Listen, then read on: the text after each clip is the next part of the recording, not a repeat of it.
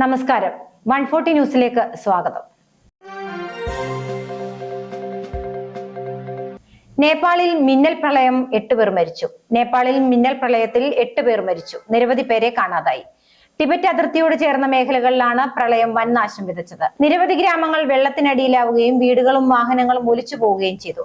ബുധനാഴ്ച രാവിലെ 9 മണിയോടെയാണ് ടിബറ്റിൽ നിന്നുള്ള ഭോട്ടെക്കോഷി നദിയിൽ ജലനിരപ്പ് ക്രമാതീതമായി ഉയർന്നത്. തുടർന്ന് നദിയിൽ നിന്ന് വെള്ളം ഇരച്ചെത്തിയതോടെ തീരദേശ ഗ്രാമങ്ങൾ വെള്ളത്തിനടിയിലായി. ദുരന്തത്തിന് പിന്നാലെ സൈന്യത്തിന്റെയും പോലീസിന്റെയും നേതൃത്വത്തിൽ രക്ഷാപ്രവർത്തനം ആരംഭിച്ചു. ഓണവിപണിയിൽ ഉൽപ്പന്നങ്ങൾ നൽകിയ കർഷകർക്ക് ആശ്വാസം. ഖദർ ആപ്പ് വഴി രജിസ്റ്റർ ചെയ്ത കർഷകർക്ക് സർക്കാർ മുഴുവൻ തുകയും വിതരണം ചെയ്തു. ഓണവിപണിയിൽ ഉൽപ്പന്നങ്ങൾ എത്തിച്ചിട്ടും കൃഷി വകുപ്പിൽ നിന്ന് പണം ലഭിക്കാത്തതിനെ തുടർന്ന് കർഷകർ ആശങ്കയിലായിരുന്നു. കർഷകർക്ക് പണം ലഭിക്കുന്നില്ലെന്ന വാർത്ത പുറത്തു വന്നതിനെ തുടർന്നാണ് കൃഷി വകുപ്പിന്റെ അടിയന്തര ഇടപെടൽ. മന്ത്രി ടി സിദ്ദിഖ് വിഷയത്തിൽ നേരിട്ട് ഇടപെട്ടതോടെയാണ് കർഷകരുടെ ബാങ്ക് അക്കൗണ്ടുകളിലേക്ക് തുക എത്തിയത്. കഴിഞ്ഞ വർഷം വരെ കൃഷി ഓഫീസിൽ നിന്ന് നേരിട്ടായിരുന്നു കർഷകർക്ക് പണം നൽകിയിരുന്നത്. എന്നാൽ ഇത്തവണ ഓണവിപണിയിൽ ഉൽപ്പന്നങ്ങൾ എത്തിച്ച ശേഷം ഖദർ ആപ്പ് വഴി രജിസ്റ്റർ ചെയ്യണമെന്നായിരുന്നു നിർദ്ദേശം. ശബരിമല സ്വർണ്ണക്കൊള്ള കേസ് പ്രതി PS പ്രശാന്ത് ആശുപത്രിയിൽ. ശബരിമല സ്വർണ്ണക്കൊള്ള കേസ് പ്രതിയും തിരുവിതാംകൂർ ദേവസ്വം ബോർഡ് മുൻ പ്രസിഡന്റുമായ PS പ്രശാന്ത് ആശുപത്രിയിൽ. തലച്ചോറിൽ രക്തസ്രാവം ഉണ്ടായതിനെ തുടർന്നാണ് തിരുവനന്തപുരം മെഡിക്കൽ കോളേജ് ആശുപത്രിയിൽ പ്രവേശിപ്പിച്ചത്. മൾട്ടി സ്പെഷ്യാലിറ്റി ബ്ലോക്കിലാണ് അഡ്മിറ്റ് ചെയ്തിരിക്കുന്നത്.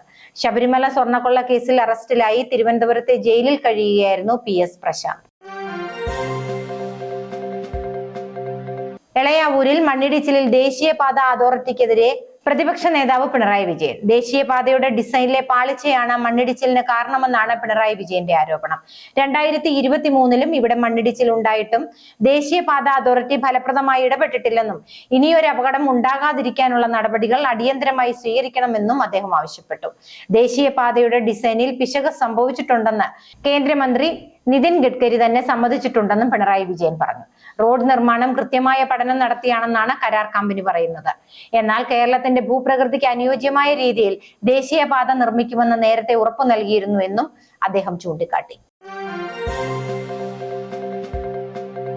പുതുക്കിയ മഴ മുന്നറിയിപ്പുകൾ അറിയാം. തിരുവോണം ദിനത്തിൽ സംസ്ഥാനത്ത് വിവിധയിടങ്ങളിൽ കനത്ത മഴ. പുതിയ മഴ മുന്നറിയിപ്പുകൾ കേന്ദ്ര കാലാവസ്ഥാ നിരീക്ഷണ കേന്ദ്രം പുറത്തിറക്കി. ഇത് പ്രകാരം സംസ്ഥാനത്ത് ഇന്ന് 7 ജില്ലകളിലാണ് യെല്ലോ അലർട്ട് ഉള്ളത്.